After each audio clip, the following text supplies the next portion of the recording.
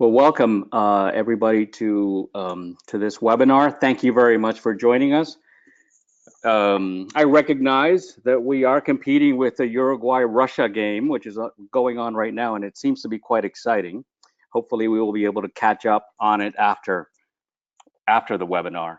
My name is Jorge Barrig, and I will just do a couple quick announcements. Number one, questions will all be held at the end. We will receive all your questions. Please use the chat for the questions, and please indicate who the question is for. We are thrilled to begin this webinar. It's the first of series of 3. This is called the Changemakers webinar. I think it will become fairly obvious, and we will make certain that it's clear why we consider it the Changemakers webinar. This webinar will be followed by a different one in July, which is the Enablers webinar. And finally, there will be a webinar in September, which will be titled the Entrepreneurs webinar.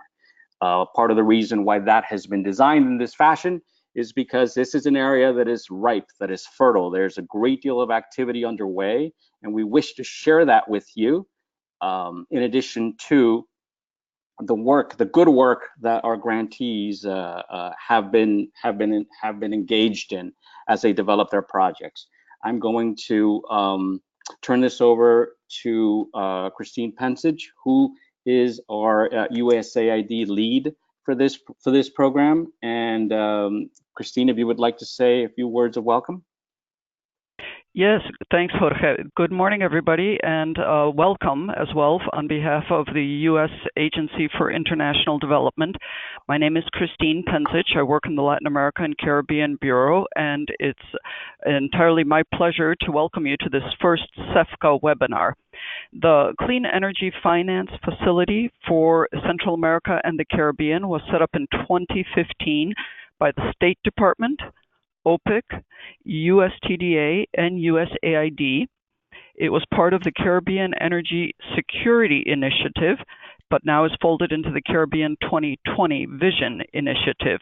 It does cover both Central America and the Caribbean. Our implementer, ECODIT, has done a great job in identifying outstanding, really exemplary clean energy and energy efficiency projects in both regions. So I'm very pleased to have this chance to showcase a first set of 4 projects today that have received grants.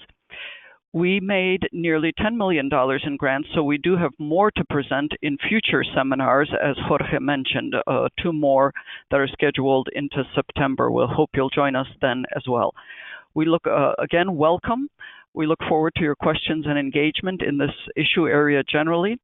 And Jorge, I'm turning it back to you. Fantastic. Thank you very much. I think that the role that has been taken in this particular case by our partners, USAID, OPIC, and the others mentioned by Christine has been of significance as we move forward. So I'm going to ask for the next slide, Paul, because I'm going to introduce a little bit about CEFF-CCA, a little background, and then as quickly as possible, we're going to move on to the projects, highlighting the projects. So the CEFF-CCA was established in 2015 by USAID, OPIC, USTDA, and Department of State. It's designed to provide targeted development funding to strengthen projects and initiatives. The program is concluding in 2018. In fact, in October 2018, and this webinar is part of the communications process to share some of our results. In fact, highlight our projects, the projects that were beneficiaries. The facility had, as Christine mentioned, $10 million in grant funding. It was designed to be fairly flexible in the way that it would address specific project needs, whether they were projects that were no longer ideas but projects and were stuck in the valley of death, as we call it in the development world, or whether they were established companies that were struggling to take the next step. There were key areas that were beneficiaries of these grants. We are the implementer, ECODIT is, of this contract to USAID. Slide, please. The projects and initiatives that applied and that were qualified were power generation projects, were market-based solutions, package service. In this case, it could be package services. It was project or initiatives and studies that would catalyze clean energy markets. It was all about market strengthening and enabling as well. It's all about the transition. And so every single one of these applications was reviewed very carefully. And we wanted to ensure that we were addressing obstacles and barriers to entry. In this space has changed quite a bit since even 5 years ago. But even so, there's room for blended finance, and grant financing is certainly a significant portion of blended finance. Next. So the applicants could be private sector, project owners, NGOs, civil society, private-public partnerships, and the countries from where the projects should be located are listed there. In this particular slide, the focus was Central America and the Caribbean. Slide. This is a slide that's important to highlight because the facility was designed in such a fashion that an integrated view and an integrated approach for the project was going to be what would determine their qualifications. Social, environmental, and economic benefits. Sustainability in this case defined as broadly and in as integrated a fashion as possible, because there had to be an impact on energy access, there had to be an impact on energy security, poverty alleviation, job creation, gender inclusion.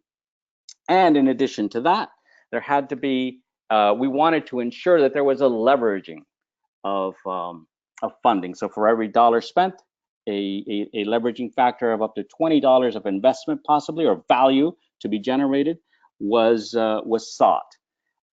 Finally, of course, we needed to cover a specific need to accelerate the project's development process, to attract and activate private sector participation, whatever that might be. It could well be that the projects were looking for a technical venture partner, for a financing partner, needed to address an environmental study or a regulatory study or even a market study and demand mapping. Slide. And so these, we're proud to share that we received 92 applications. Well, we considered these 92 applications because we received many ideas, well beyond 92, but they couldn't all be considered applications. They weren't all completely formulated. So that tells us how fertile this area is. Obviously, the bulk came from Central America. The bulk came in renewable energy, but there were also some additional types of projects. And some of those are going to be highlighted in this Changemakers portion of the webinar. Slide.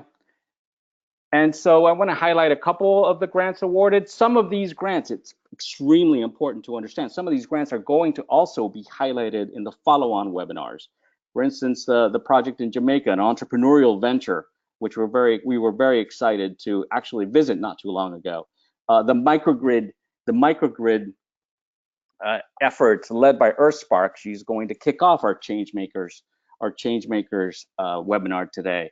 Really groundbreaking, replicable initiatives.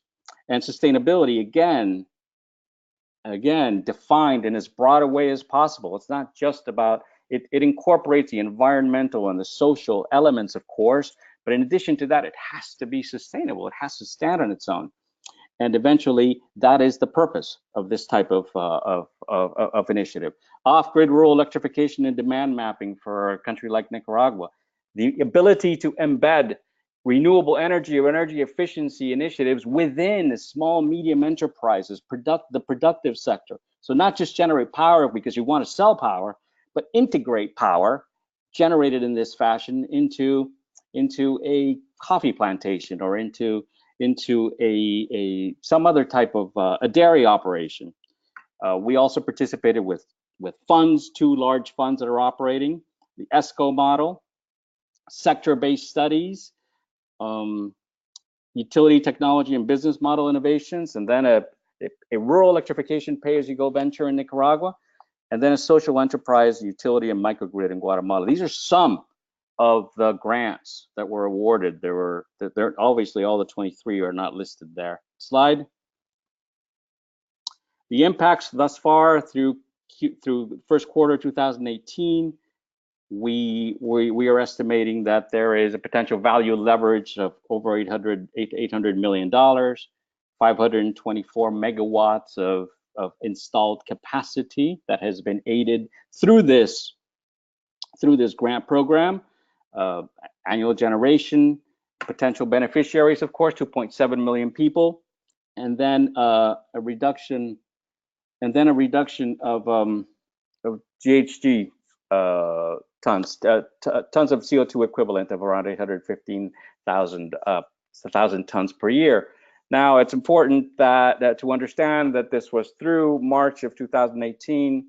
We continue to monitor these, and we'll be updating these impacts as we go. Slide. And so now for the change makers, Kingo Energy. Why do we consider these a change makers? Now, this is not the order. We will start with EarthSpark, so maybe I should start in that order. So EarthSpark, the effort that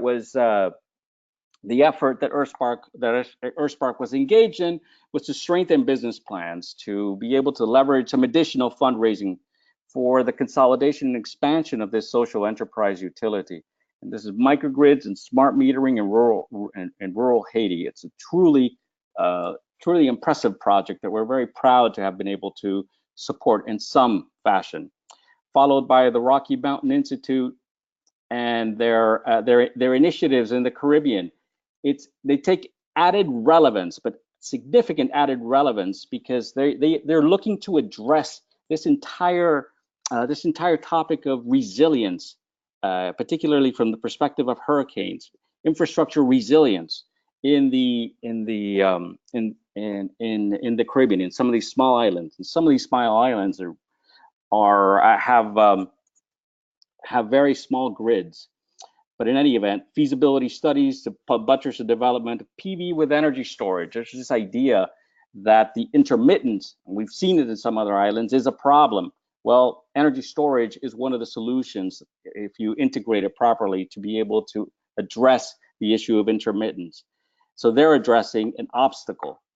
TERMOSAG, this is a very interesting project. This is focused, they're currently focused on feasibility studies to support the development and financing of seawater cooling systems in the Dominican Republic. This is not new technology. It is being used in different parts of the world, but it is relatively new to the Caribbean, and in a place like the Dominican Republic, where power is as expensive as it is and as fossil fuel dependent. This type of initiative is extremely exciting and interesting to us. And finally, Kingo Energy, that required a market and demand studies to support the expansion of their rural electrification systems in Guatemala. I'm going to, could you go to the next slide, please, Paul? Perfect. So at this stage, I'm going to turn it over to Allison Archambault from EarthSpark International, who will talk to us about their initiative in Haiti. Thank you, Allison. Thank you very much, Jorge. Again, this is Allison Archambault. I'm president of EarthSpark International, and I'm going to be speaking about the CEFF-CCA project to solve for business model planning for the next microgrids in rural Haiti. Slide, please. Thank you. So problem first, this crowd knows about energy poverty and how it hinders progress. Specifically in Haiti, Haiti is the least electrified country in the Western Hemisphere. 3/4 of the population have no access to electricity. And as a result, the people are spending a huge amount of their income on low quality energy sources like kerosene and candles or third-party phone charging. We found that when we have turned on grid electricity, folks are saving, small households are saving over 80% of their pre-grid household energy budgets by buying clean grid electricity from us. And we see this as a huge opportunity where there is no incumbent infrastructure. We see an opportunity to build clean, smart, efficient energy infrastructure from scratch. So next slide, please. Solution here, we started a pilot in 2012 and then turned on Haiti's first town-sized solar-powered smart grid in 2015. It's 96% powered by solar energy with storage. We do have a diesel generator on there, so it's a diesel-solar hybrid. And we found that it was an excellent way of delivering affordable, reliable, clean electricity to a community that had never before had grid power. I will say we were hit by a hurricane in 2016, so we did have to rebuild. Shout out to RMI's great publication that just came out on the best practices in solar installations.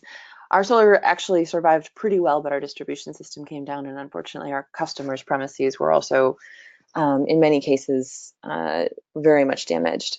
But the proving what was possible in terms of showing that town-sized solar-powered smart grids can solve energy access for communities in rural Haiti was definitely ticked off the list in 2015. Next slide, please. A little bit about EarthSpark before we continue. EarthSpark is a nonprofit. Our mission is to eradicate energy poverty, and our method is to do research and development on business models we can spin off and scale to address specific aspects of energy poverty.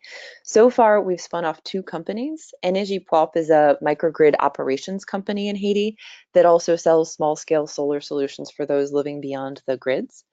Spark Meter is something that we developed in-house. It's a metering technology company, and we built smart meters to meet our needs in operating a rural utility in Haiti.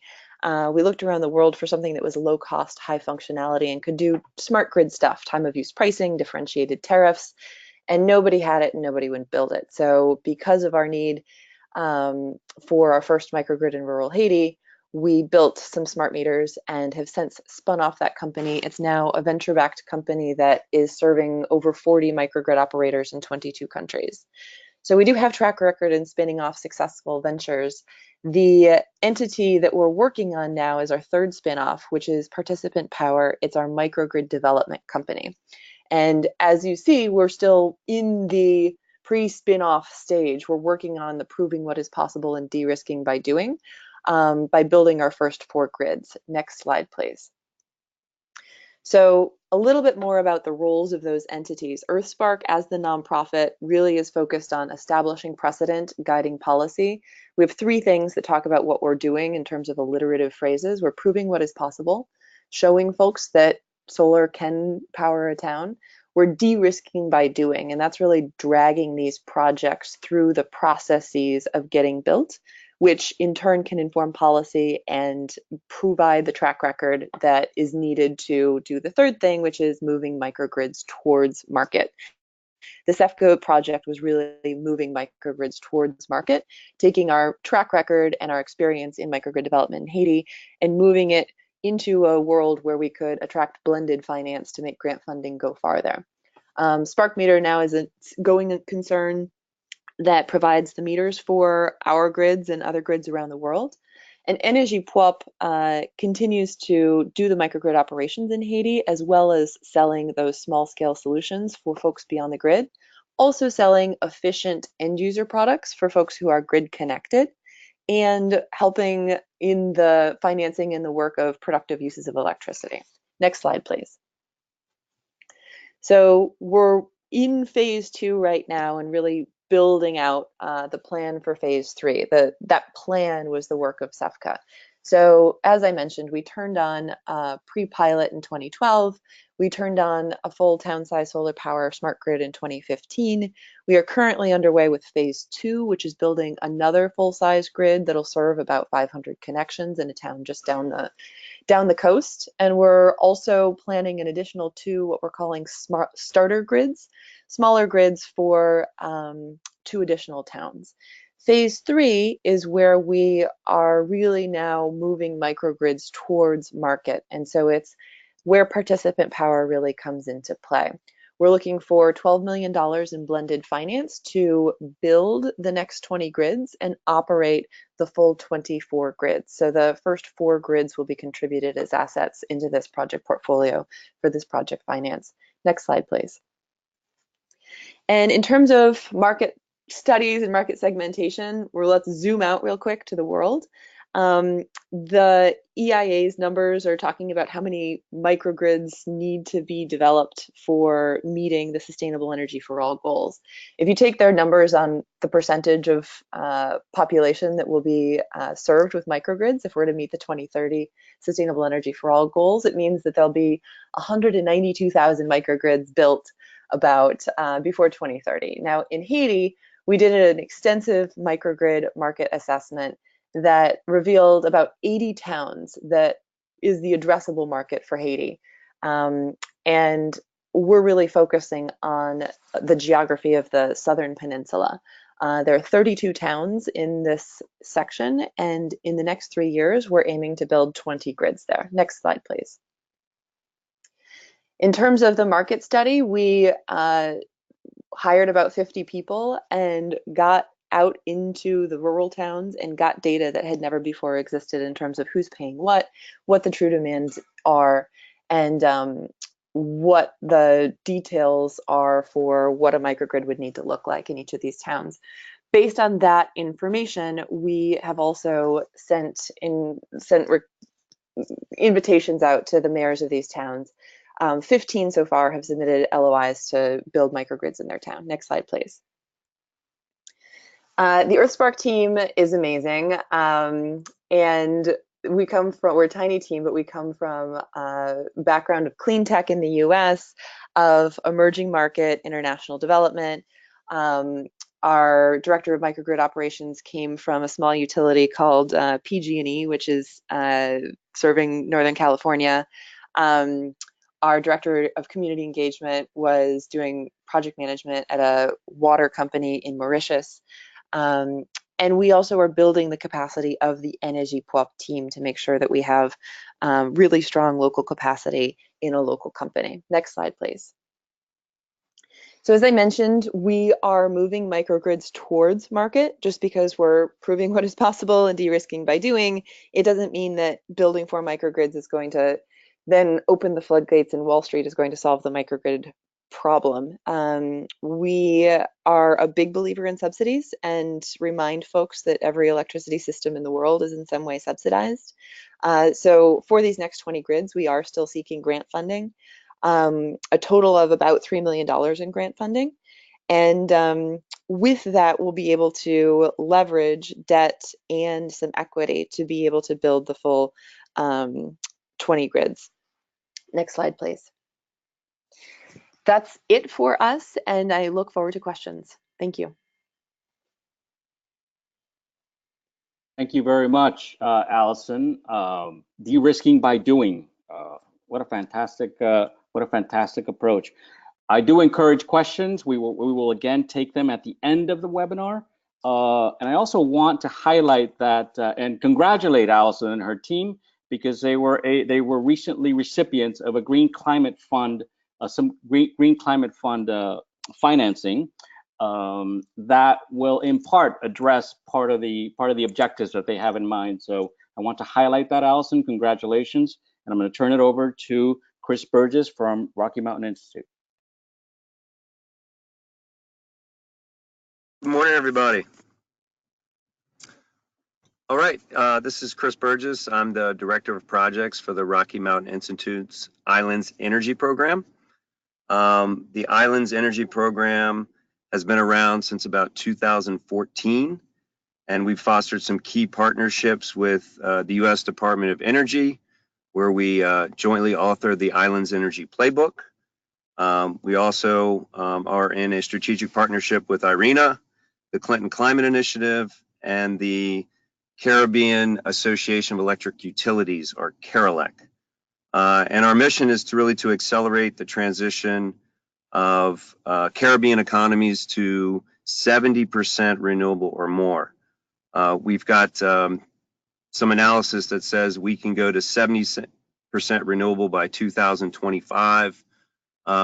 at current diesel prices, solar PV, wind prices, and battery prices. So we're looking forward to continuing our work in the region. USAID and CEFF-CCA has been instrumental for us to demonstrate some of those initiatives. Next slide, please. So this is us when we kicked off our capacity building component of the program called CAREC, which is the Caribbean Renewable Energy Community. It's hosted by Carelec. We kicked this off in Aruba, and we did a couple site tours, one to their 3 megawatt solar facility at the airport, and then their 20 megawatt wind farm here on the western coast. We'll go through the other two pillars of the program and talk a little bit about what we do and the difference we're trying to make in the region. Next slide, please.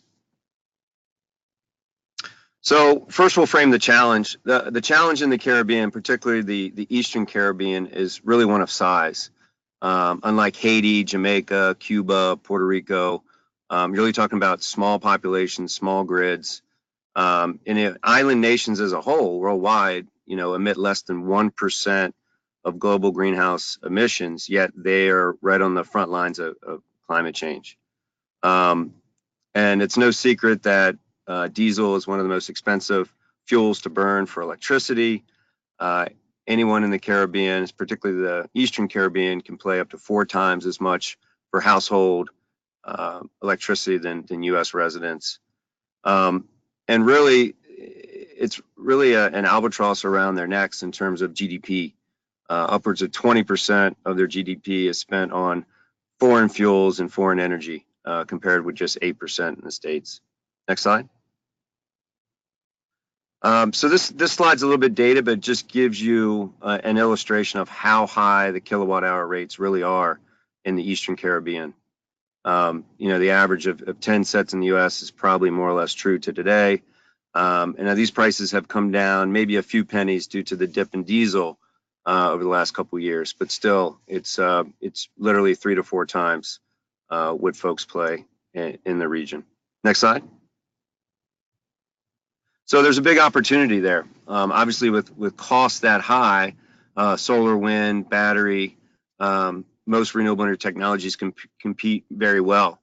But it's not a layup. There's plenty of barriers along the way.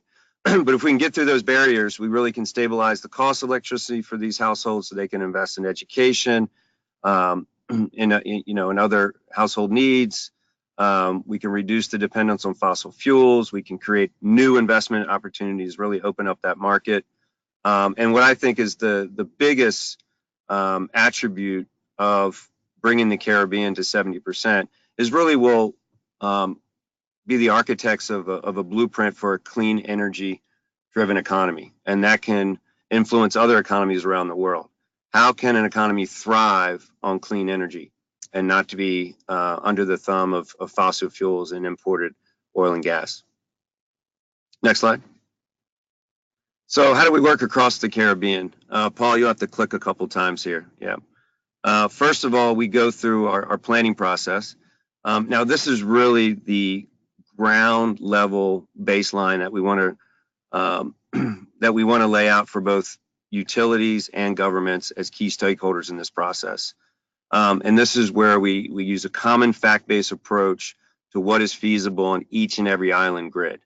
And we do that through objectivity. We do that through philanthropic grant resources, so we're not tied to one particular technology.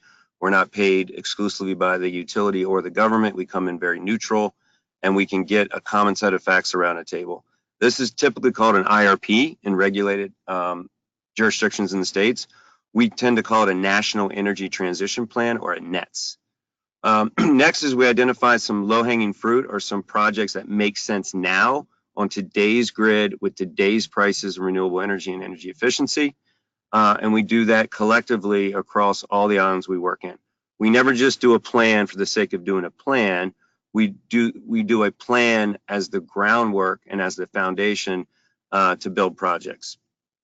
And as Allison said earlier, we really de-risk by doing, and that's the real projects pillar there. which we'll go into a little bit later.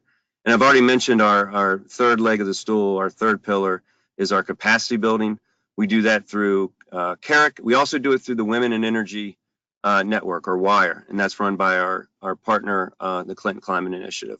And that's been fundamental to get more women's voices engaged in this very, very critical conversation in the Caribbean. Next slide. So what laid the groundwork for our work with CEFF-CCA was really the National Energy Transition Strategy in St. Lucia. And that was wrapped up in 2017, has been accepted by both the government and the utility. And I'll note that it's accepted by a government that did not initiate it. So it just shows you the power of the objectivity. So there was a preceding government that signed into this process, and then they were voted out of office just a month and a half before we finished the nets.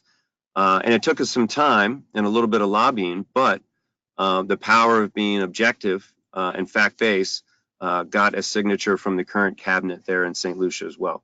So they now have a quote-unquote ratified National Energy Transition Strategy, which really lays the groundwork for the investments in the energy sector over the next 5 to 10 years. Next slide. And one of those critical steps out of the nets was for the utility, through our least cost approach, was to invest in at least 10 megawatts of solar PV, in addition to the 3 megawatts that's going in, or just was commissioned this year. So that'd be 13 megawatts of utility-owned solar, and up to 10 megawatt hours of battery to go along with that. And so USAID and CEFF-CCA became a godsend for us, because it allowed us to invest in that first recommendation out of the nets. And now this isn't, a large project by US standards, but in St. Lucia, this is up to 30% of their daytime peak. So this is very significant. Most of us are calling in from the PJM. If you go to the PJM website right now, you'll see that you're probably tickling around 5% renewable energy penetration on any day. So this is very large by any extent in terms of operating an island grid in 30% mode. So that's where the storage component comes in. And this is the largest battery to be installed in all the Eastern Caribbean. And really CEFF-CCA has been the catalyst to allow that to happen. I won't go into all the specific objectives just due to time, but as you can see from those bullet points there, it really is development. It really is project development. And again, to borrow Allison's quote there, we just de-risk by doing these things. And we have experience doing these in about 13 jurisdictions across the Caribbean. Next slide. So this is a shot of the site. The top one is a drone site of what's called TERMOSAG, which is on the east coast of St. Lucia. As you can see, it's not very developed. It's a wide open space. It intersects both transmission at 66 kV and distribution at 11 kV. So it's an ideal site to not only develop now, but actually to grow into and get bigger as battery prices go down and load requirements change. You can actually invest in several phases in this site. The bottom left quadrant is our transect, and the flags are where we've done our geotechnical analysis to make sure the foundations that are going to be designed are suitable for the substrate and the soils. And as you can see, our geotechnical engineer and their crew, which just was taken 2 weeks ago. So we are actively developing this site now, thanks to CEFF-CCA. Next slide. So outside of St. Lucia, we have a much larger pipeline across 13 islands we work in the Caribbean. We've got 28 projects in various stages of development. We're looking at about $400 million in over CapEx with about 144 megawatts of renewable energy. Some of that includes geothermal and some of the larger CapEx requirements. And being from the Rocky Mountain Institute, obviously we can't turn our backs on energy efficiency. And we've got several energy efficiency projects we're also helping to foster for the region. Next slide. So this year, our priorities in the pipeline, We just commissioned with Luselect their very first renewable energy project, the very first utility scale project in the country. It was a 3 megawatt solar facility near their airport. That was commissioned 2 weeks ago. We're having the ribbon cutting later on this summer. We also helped develop the first solar project, the first utility scale solar project in the Turks and Caicos with the utility Fortis. We're doing the very first microgrid for an island, solar and storage, which will run 100% of the daytime load on the small island of Miro in the Grenadines with St. Vincent. That is being constructed now and be commissioned by September. We're also doing the very first solar project in Montserrat, the overseas territory of the British government. And 250 kW is obviously a small project, but believe it or not, that is about 10% of their daytime peak, very small grid. Our team is now down in British Virgin Islands, and we're helping the government and the utility do their very first solar procurement on the utility scale for 4 megawatts across a lot of their critical facilities and government compounds. And then obviously what we just outlined, number 6 there on the list, which is the large 10 megawatt solar and up to 10 megawatt hour battery storage project in St. Lucia. Next slide.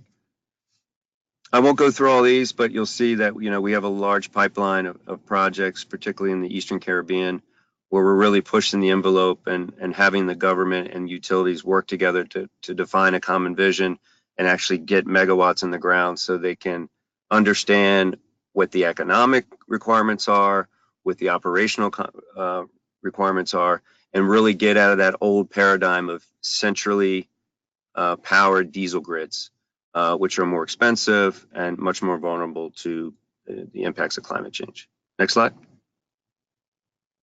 Chris, so, you're down to 1 minute. Sorry. Yep, last slide. So the project preparation is done with the Rocky Mountain Institute, really through grant resources. And that's kind of a mashup of various grants. Again, CEFF-CCA has been extremely effective and catalytic with this large-scale project in St. Lucia. So we'll be happy to entertain more opportunities that really reflect that kind of pre-development funding that makes these things happen. In terms of project implementation, how are a lot of these projects being funded? Well, some of the utilities are flush with cash now that diesel is so low, or has been so low the last couple of years. So Luselect and Fortis and Emira and Barbados were able to fund their first utility scale projects under their own balance sheet and their own construction financing. Concessionary loans are usually in place with some of the other jurisdictions like Montserrat and St. Vincent. We had a great grant from the Norda Foundation for Miro. OPIC, as I know, sponsoring this was fundamental in Jamaica. And the GCF is actually coming into play as well. Happy to hear that EarthSpark was able to tap into that large resource. St. Vincent and the Grenadines is also tapping into that for microgrids across their smaller islands. Last slide. So that's it. I'm Christopher Burgess. If you guys have any questions, please feel free to reach out. My email is right there, cburgess@rmi.org. Thank you for your time. Thank you very, very much, Chris. I think continuing the theme, the trends, now we have another fantastic phrase, which is the power of objectivity. So from de-risking by doing to the power of objectivity, I think there's a great deal of power in that, so to speak. In addition to that, I want to highlight the themes that we started hearing with EarthSpark, and we have continued to hear through Chris's presentation. Energy access, gender, energy security, and the strength of a fully transitioned economy that incorporates renewable energy not just as a side element, but as one of the growth pillars or the vectors of development. I'll stop here. We're now moving on from the French and Anglo-speaking Caribbean to the Spanish-speaking Caribbean, and a different project that we consider to also be one of the change makers. This will be Dr. Eduardo Sagredo, who is going to speak to us about TERMOSAG, the seawater air conditioning project that he is leading in Puerto Plata in República Dominicana. Eduardo? Thank you, Jorge, for letting me participate in this thing, and hello to all the 36 attendings that we're looking at this webinar. Yes, as you mentioned before, this is a seawater air conditioning project, which consists in trying to take the water, just as Paul said, behind seas, pumping the water out of the sea that is at a very cold temperature, actually about 5 degrees C, and circulating and selling this air conditioning already made by nature. Our company is called Thermodynamic Empresarial Sagredo, and we are a small company in the Dominican Republic. Next slide, please.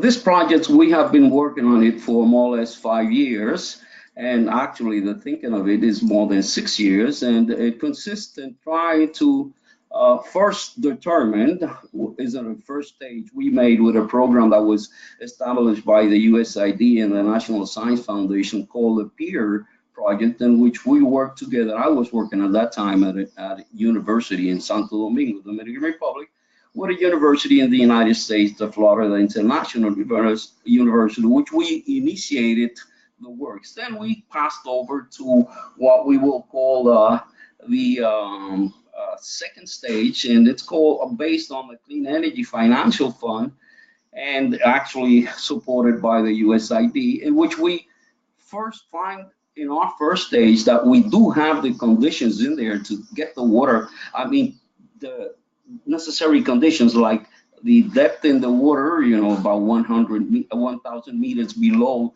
sea level, and then we have to be near a commercial site port that will be able to use that amount and pay for the project, and that's the idea we have.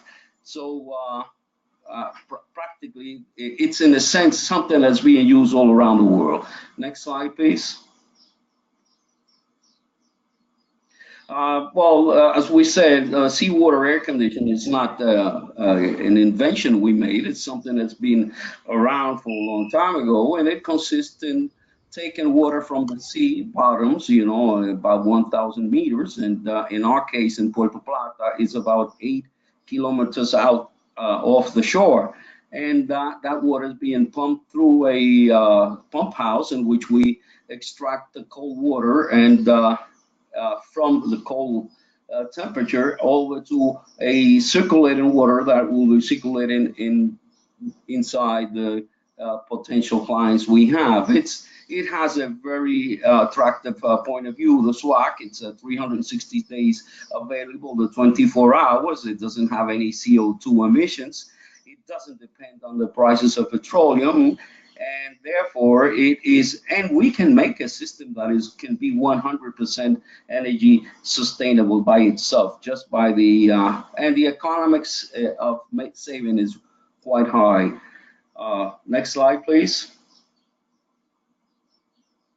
As we have done a lot of work in these 5 years. We actually have defined what we will call the preliminary designs of the project, and where, as you can see in the figure there, we have a line that goes all the way up to the port we want to, the point in coordinates that we want to extract the water, where we actually did measure it, and it's about 7.8 kilometers from the seashore, and it's a 1.8 meter diameter that we're gonna pipe that we're gonna use out of what they call high density polyethylene pipe, and this will be used to circulate the water inside the city. Right beside where our pump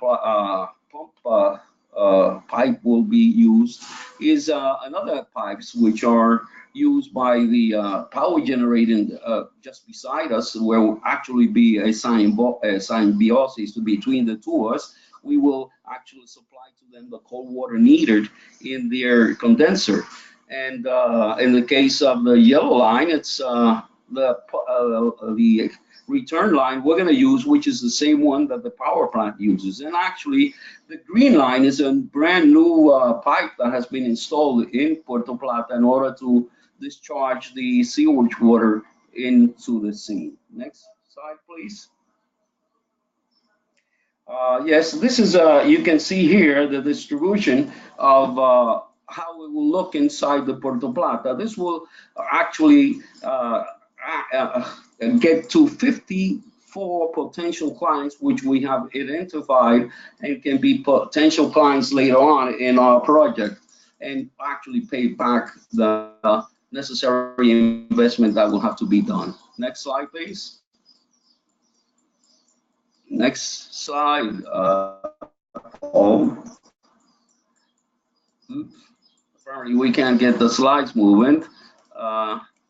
We're having problems with the slides. I don't know if my machine will do it, but I don't know when we. Oh, here it is. And well, you see, SWAT systems are really are very attractive. I'll have to go back and promote the people that do it. Before this slide that you're looking at right now, which is the economic success of what we have studied here. We have about 23,000 tons of refrigeration identified. We're speaking the value of money will be about 8.26%. That's the discount rate we're looking at, and we plan to sell the energy at 5 cents a kilowatt thermal, and we need an investment of $145 million just to do the infrastructure of the plant of the organization. The payback based on the benefits that the clients will get is something like 6.22 years, and taxes is I have more or less described. And there you can see my levelized cost of energy there is very low, 4.57, which is less than the tariff of we were planning to sell. Next slide, please.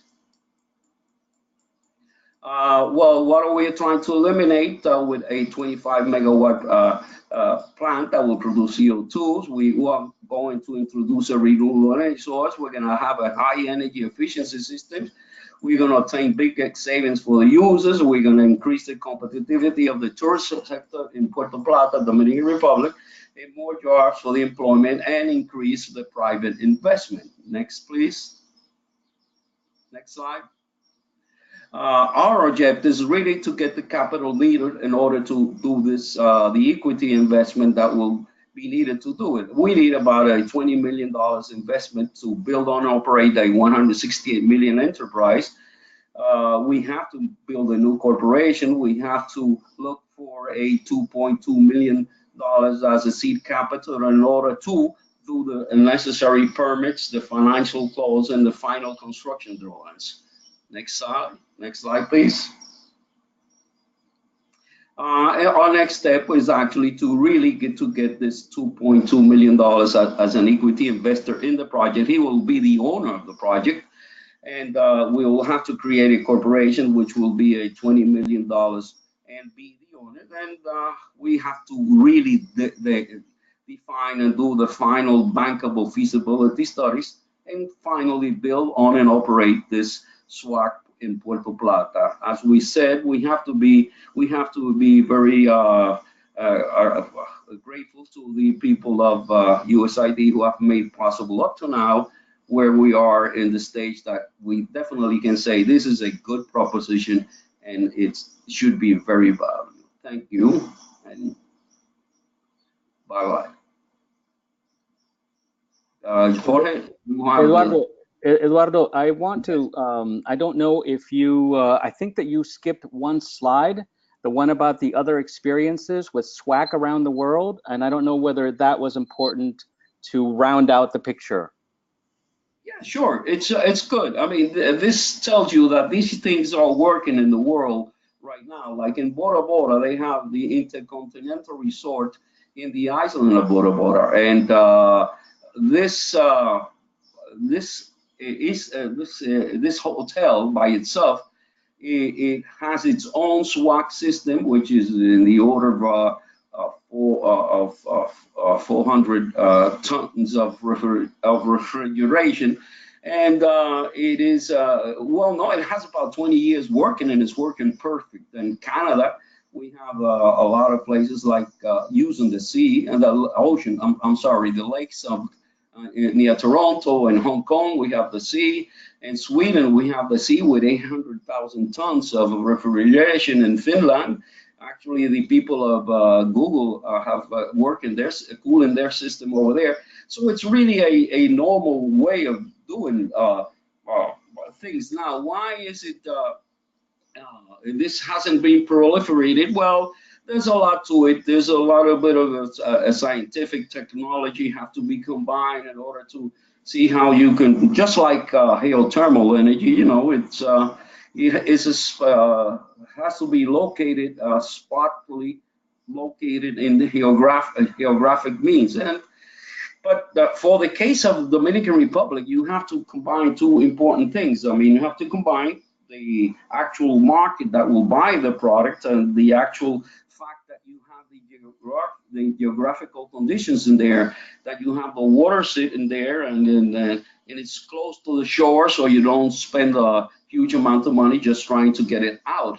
But one attractive thing about the SWAC systems is that it's already made. What you have to do in the normal system of conventional system of air conditioning, you have to use a machine that takes electricity, and this electricity has to come before by fuel, and especially petroleum, let's say, an example, and then create the water itself, cold water. Meanwhile, in this case, the water is just sitting there, and we just need to put a pipe in there and extract it and do the necessary technology in order to make it available to the community, in this case, the people that will receive it. I hope that answers a little bit your question. Oh no, I thank you very much, Eduardo. That was just a slide that I wasn't sure whether you had addressed. I apologize for calling you back on that. I thank you very much, and I want to highlight here that this is purely an economic case. It's efficiency. It's about replacing, as Chris showed, and as Allison also has shown. Again, the commonality here: costs are high in most of these islands, and scale is an issue. In this particular case, the problem to be solved is that of the air conditioning right next to the ocean, and taking advantage of the difference in temperature, of course. And so there's a hotel sector clientele. There's also a ports clientele and a warehousing clientele, because in the Dominican Republic, there's a lot of there's a need for refrigerated warehouses, and that's a big cost. That tends to be a very large cost in port cities. So highlighting again the economic case in this particular case, and the efficiency element of the initiative. I'm going to turn this over now to Juan Fermín, who is a Chief Executive Officer of Kingo Energy. Juan? Yes, Jorge. Hi, how are you? Thank you so much. Can you hear me well? Yes. Perfect. So first and foremost, thank you so much for inviting us to participate in this webinar. It's an honor to be able to present what Kingo is doing and what our future outlook looks like. So a pleasure to be here. Perfect. So if I may, again, to repeat, Jorge, my name is Juan Rodriguez. I'm the CEO and co-founder of Kingo. Kingo started operating in Guatemala in about 2013 with the vision of eradicating energy poverty. And our mission, as our slogan well spells, is that we want to turn lives on. So if we may pass on to the next slide, please. So 1.2 billion people in this planet still lack an electrical service. And there's a very clear correlation between access to power and development. Communities without power are the poorest, the least healthy, the least educated, and they have been looking for electricity for decades. Primarily, they haven't been able to get power because utilities are, in the majority of countries, private, and they have really no financial incentive to increase their electricity coverage into these communities, which are, in general terms, very isolated and marginalized from the rest of the world, right? So if we may move on to the next slide, please.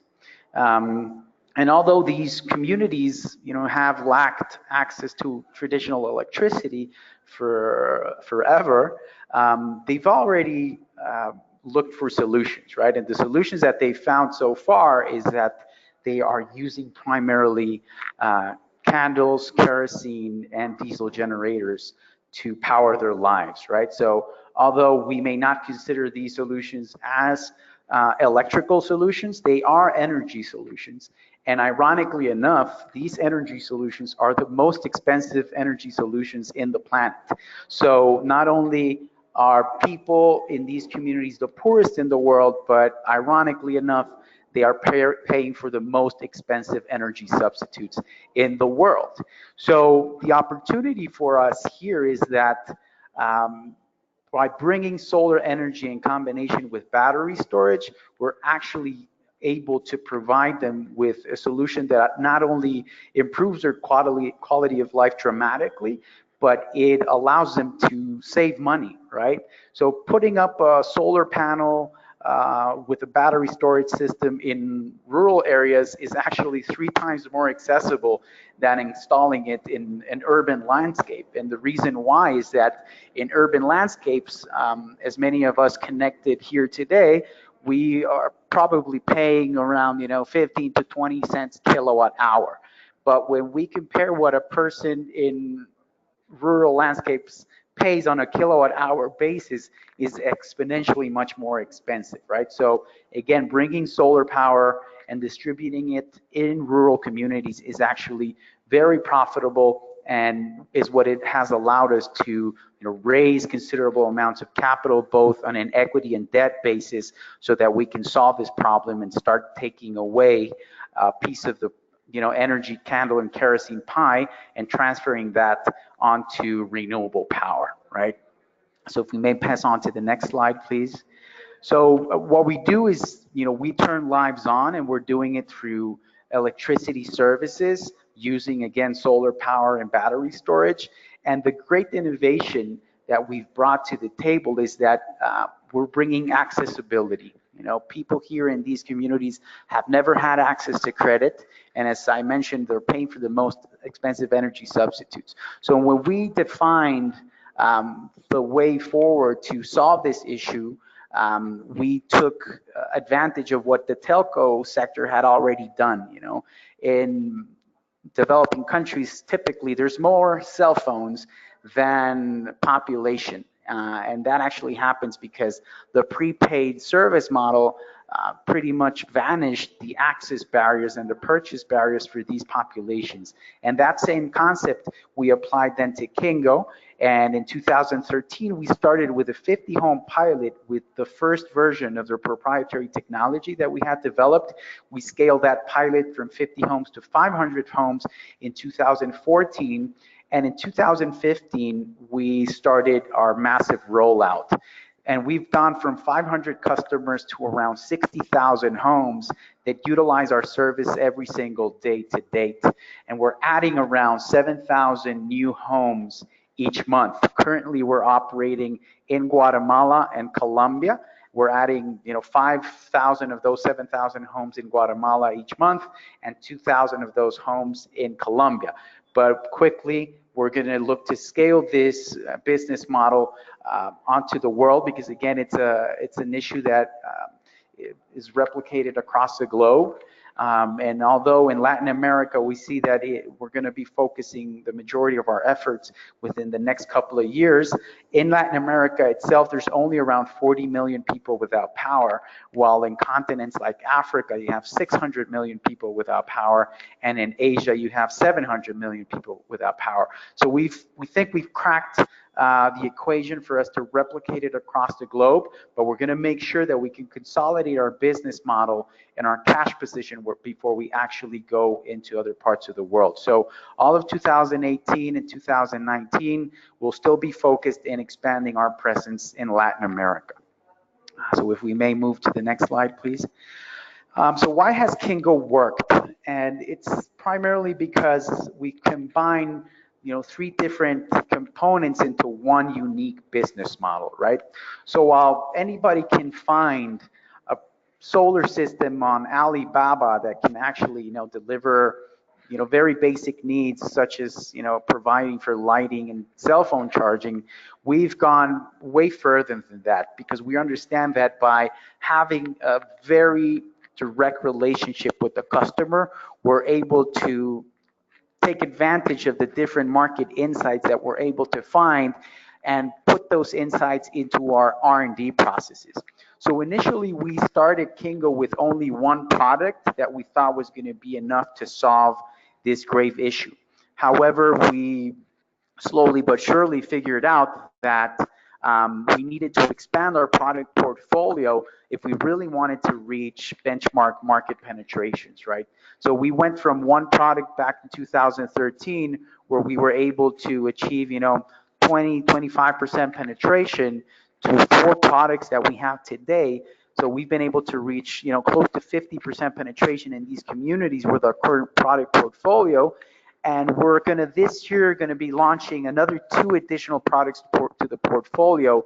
So we're going to be having 6 products, which we hope are going to allow us to reach close to 60-70% penetration in communities without power, right? So 100% of the hardware and software technology that we've developed is proprietary technology.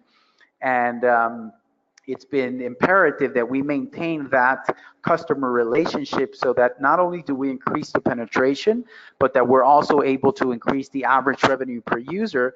And very importantly, so that we're able to increase the customer lifetime so that we can bring more sustainability to the company, right? So we can see that our customer lifetime is constantly growing. And since our approach is much more like a distributed utility, if you come to think about it, we're looking to have customers, for 20, 30, 50 years. As long as we continue bringing value to our customers, we're going to be able to continue expanding that relationship over time, right? So the hardware is the most obvious. And if we were to do an analogy, and we consider our hardware technology to be the heart of the company, the software is really the backbone of the company. And it's what allows us to, keep 100% visibility of the health of our customer portfolio, right?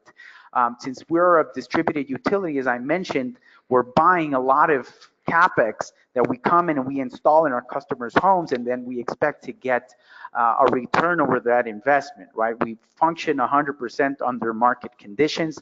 We have no subsidies to subsidize our revenue. So we have to make sure that we're able to give our customers exactly the piece of hardware that they need, but that they also can pay, and that we have the ability to track these payments over time, right?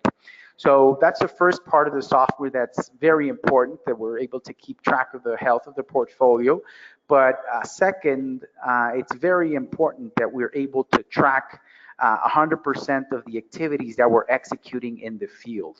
Currently, Kingo hires or employs around 400 people, and around 80% of these people are on the field 100% of the time, right? So the Internet of Things is a part of our day-to-day, in which not only do we have our customers connected, but we have 100% of our employees connected. And very importantly, we use an array of shopkeepers across the different communities that we operate, so that we can always have the availability of prepaid codes in these communities. And we currently have around 3,500 different shopkeepers across these communities, right? So there's thousands and thousands of touch points that we need to track through our software over time, right? And the third component, which is probably the one that receives the least attention, but it's probably the most important, is the commercial innovation. To get to these communities, it's tremendously complicated, right? They're far away. They're in complicated landscapes, either very mountainous or in landscapes where you have no internet connectivity. Still 50% of communities without power don't have cell phone coverage, right? So how are you able to operate in these communities if you have these different conditions, right? And that's where most of our directors background comes from. I particularly come from mass consumer markets, working at Procter & Gamble for about 7 years. Our COO, was the CEO of Claro in Honduras and Costa Rica, Claro being the largest telco in the world. Then our CFO comes from having vast experience in operating both telco and energy companies by installing and maintaining cell phone towers in very complicated regions, right? So the commercial innovation what's been key for us to maintain that relationship with our customer and drive that insight into the development of our hardware and software. So if we may move on to the second slide, to the next slide, please. As I mentioned earlier, we're operating right now in Central America, primarily in Guatemala at the moment, and in Colombia. In Central America, for example, there's a total market opportunity of about 1 million homes. Currently, as I said, we have around 55,000 homes in Guatemala, adding around 5,000 homes each month. And next year, we're going to be expanding our operations also onto Nicaragua and furthermore into Honduras. Then we have an operation in Colombia that started about a year ago with a pilot that lasted from April to around January, and we started the rollout in Colombia in January, where we're adding 2,000 homes per month. And we have a separate licensing pilot in South Africa that is operating under a different model than Colombia. In Colombia specifically, we're operating through a joint venture model, which is primarily going to be our vehicle to continue expanding onto the rest of the world. If we may move on to the next slide, please. Juan, you have about 2 minutes. Okay, I'll hurry up. There's 2 slides missing. So again, our management team primarily comes from mass consumer market sectors and telco sectors.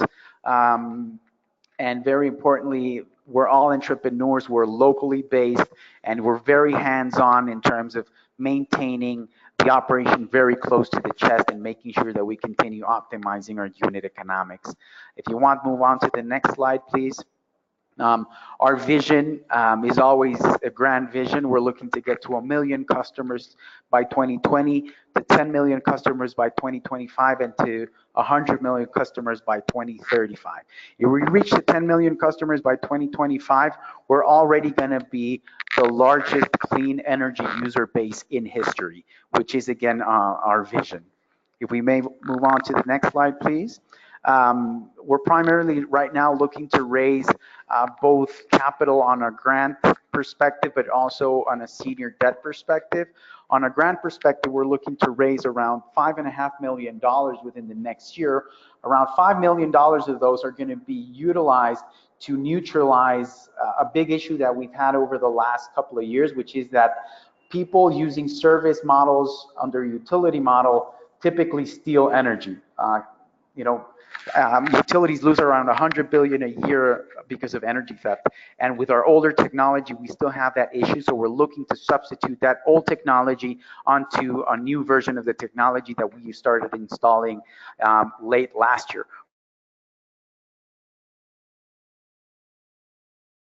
Around $250K in software, and we're looking to also raise around $250K in hardware to diversify our portfolio from 6 products to infinite products by adding a breakthrough modularity in each of our hardware Kingos.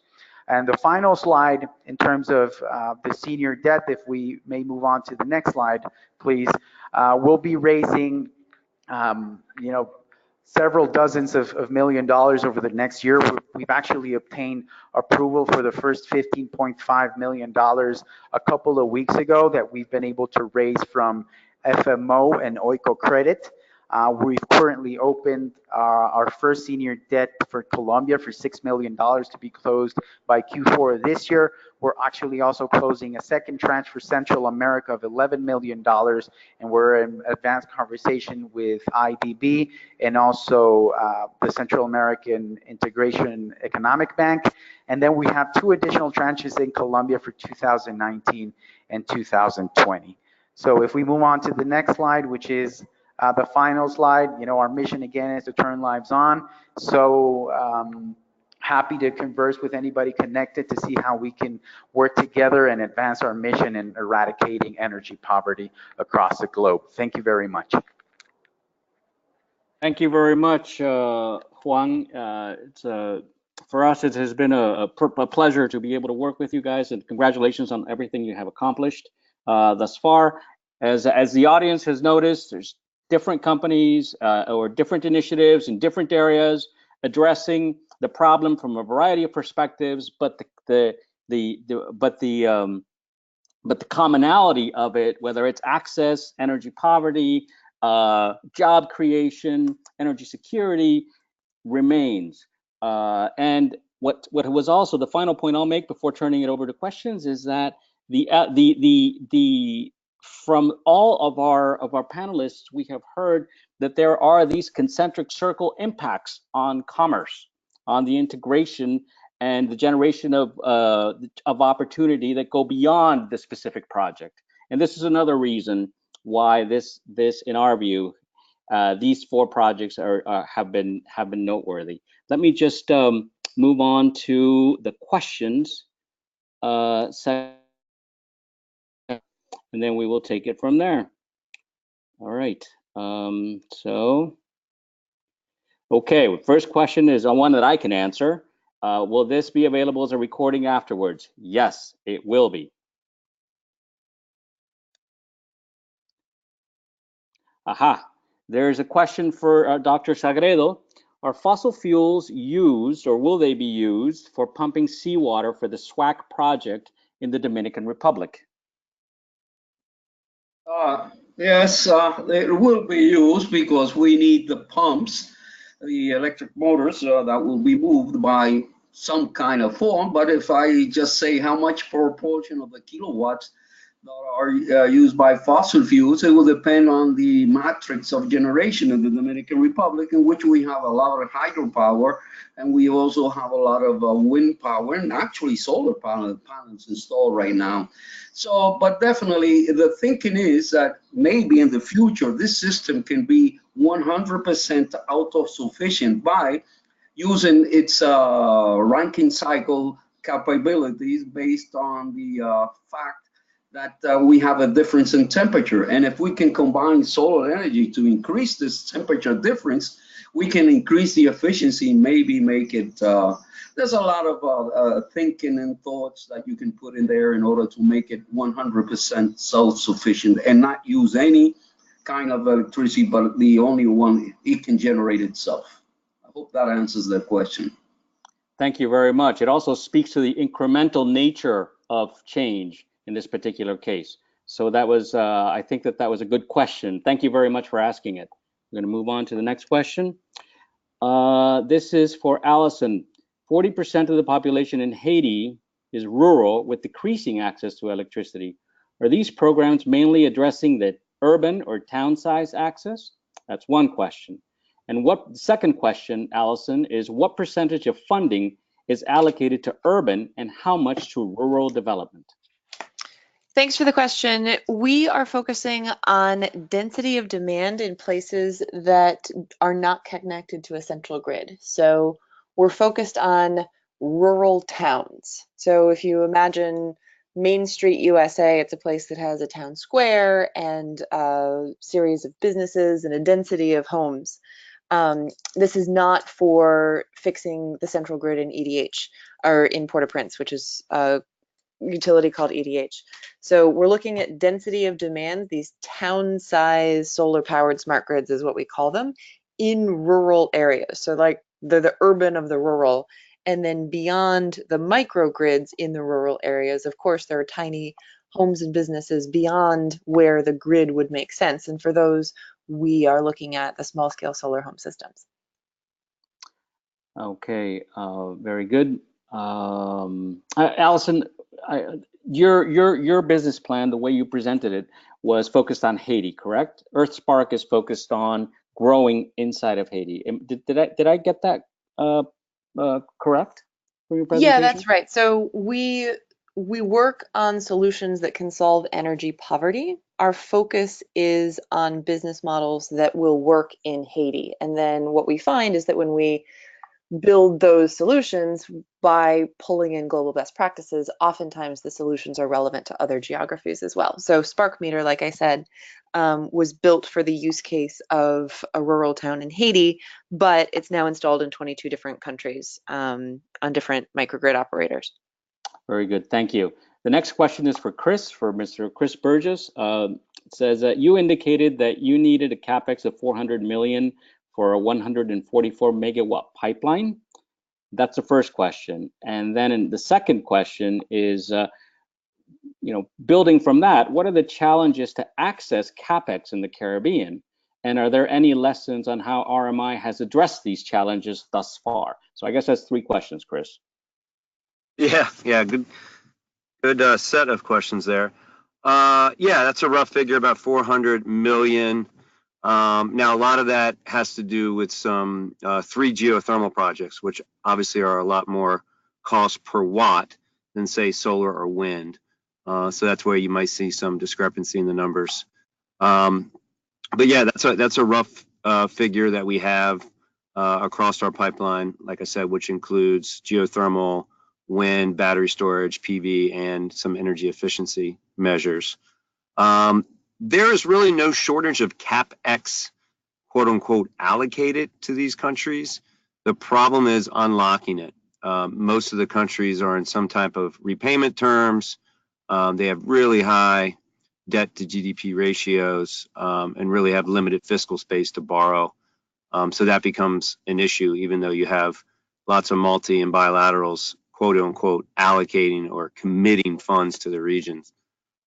We really see that well-developed projects that are completely de-risked, like we're doing with CEFF-CCA in St. Lucia, have a 100% track record. So any project that's done with the utility, where there's no regulatory risk, where there's no construction risk, geotechnical risks, et cetera, all these projects are finding funding either through private equity or local construction funds, or with places like the IDB or the CDB.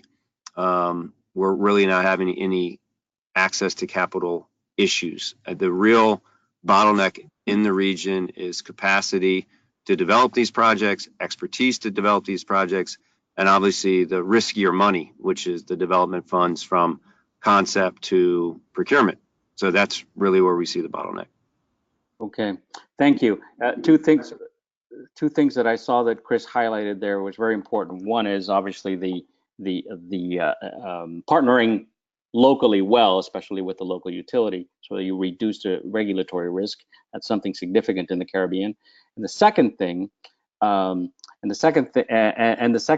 is that there is no shortage of money, but sometimes it's another issue altogether that has very little to do with the availability of money. There's a great deal of work now to study and better understand for these markets how you can unlock and unblock the access to that capital. I'm going to move on to Allison. There's another question for you. Can you explain how you plan to go about your blending finance program? For example, are you anchoring on GCF to reduce risk and close the financial gap? Yeah, so I should clarify. Thank you, Jorge, for the congratulations. They're somewhat premature in that we have been shortlisted. We have not received the funding from GCF yet. So we're working on that. But the goal is to, yes, get an anchor. So we're following a 2-track path right now. We're working towards getting that GCF money locked in, and really going for the full 20 grid, $12 million raise for the coming 3 years. We're also working on locking in the 2019 funding, really focusing on the grant and debt side of things, so we can front load the grant, which makes a lot of sense. Again, this is de-risking by doing. We are moving microgrids towards market, but we're still in an area that is quite risky. So we feel very justified in front loading the grant ask, which would be $2.3 million for 2019 and $700,000 in debt. That would then give us more project equity upon which we could really go out and raise the additional funding. Yeah, definitely more equity gives you that leveraging capacity. Thank you very much for clearing that up, for addressing that question. I'm going to move on now to Juan Fermín. Juan Fermín, there is Rodriguez. There's one question for you. Some of the markets you address are isolated or quasi-isolated sites which share characteristics with small islands. What is needed for Kingo? What would you think is required for Kingo to begin to address those island markets?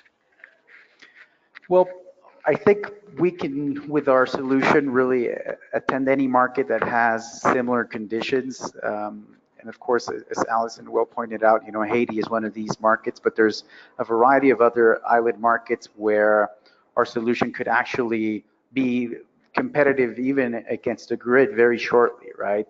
Or even in solutions, or in problematics like where Puerto Rico suffered after the hurricane, right? So I think the conditions that we're looking for is to have a decent sized market opportunity in terms of customer households.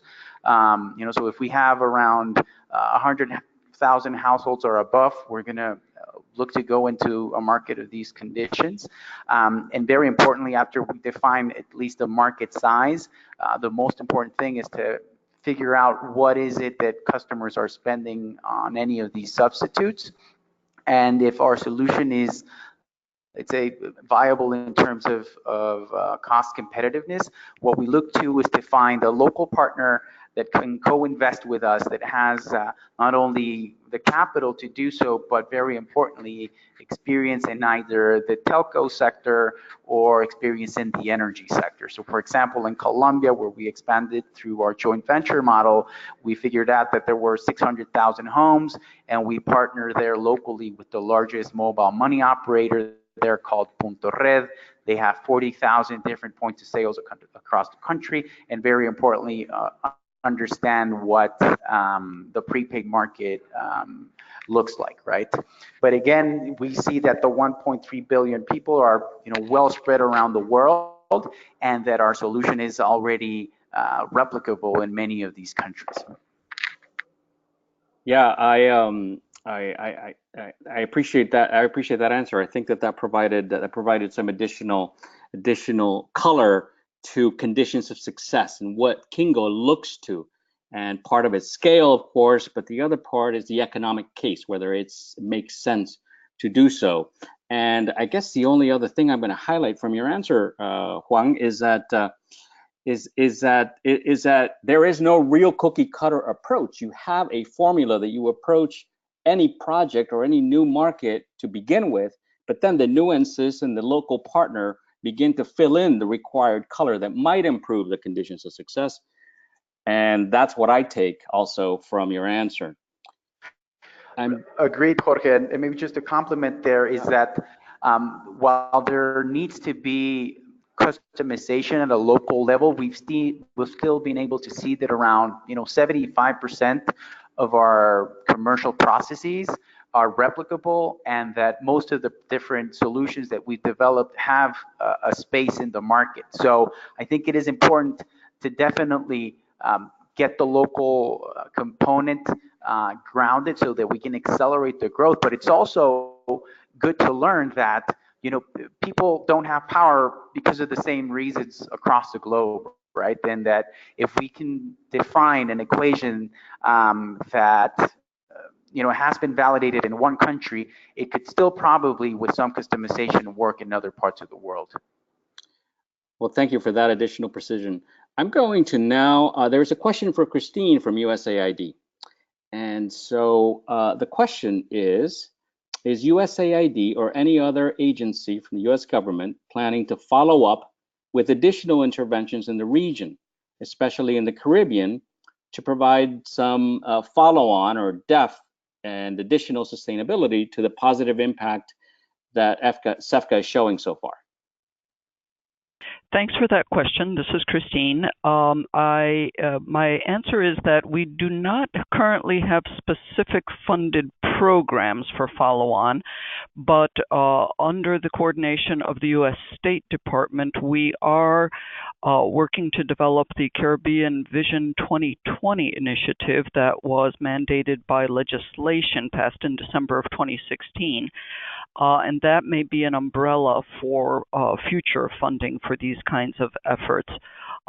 So we are just sorting that out at various levels of the government. We hope that something might be possible, but there isn't any specific prospect at the moment, unfortunately.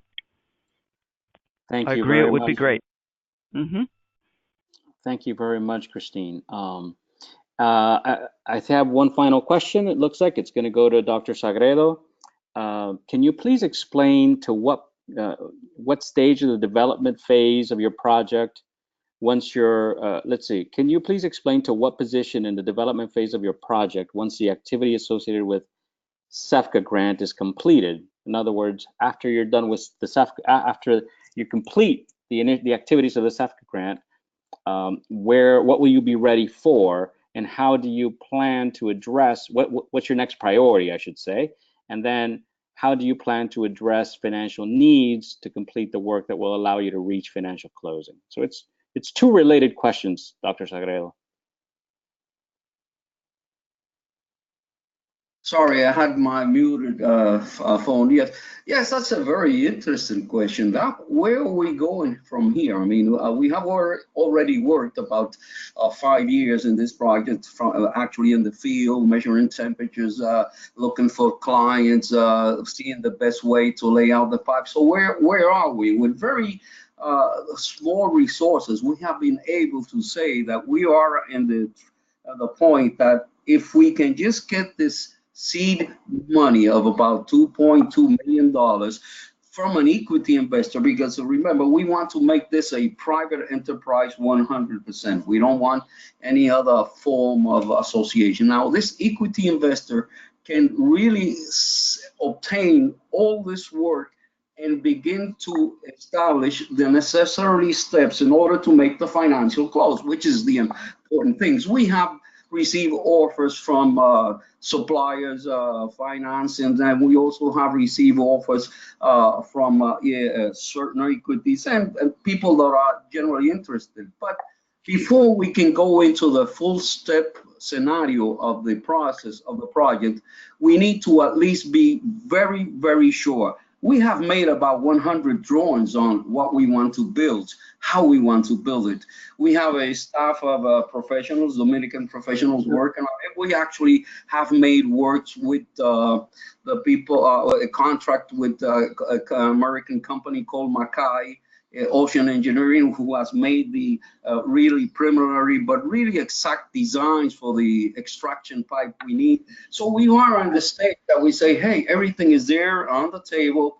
Let's see how we can get the necessary investments, which is just to define, to get the financial close so we can get the finances of this to be done.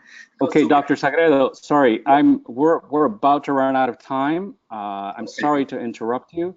If you want to go ahead and just close that final statement to answer that question, we are out of time. I'm sorry.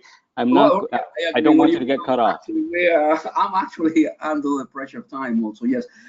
Look, yes, we just need an investor that will own the company, and he just has to think of a risk of a $2.2 million, which is quite a lot. I agree with that, in order to create a corporation.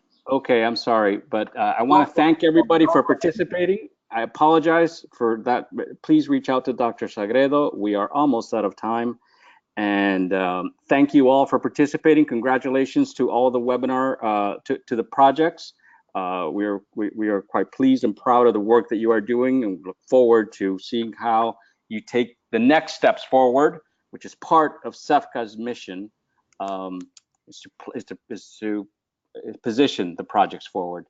Thank you all very much. Paul, I think this just turns off by itself.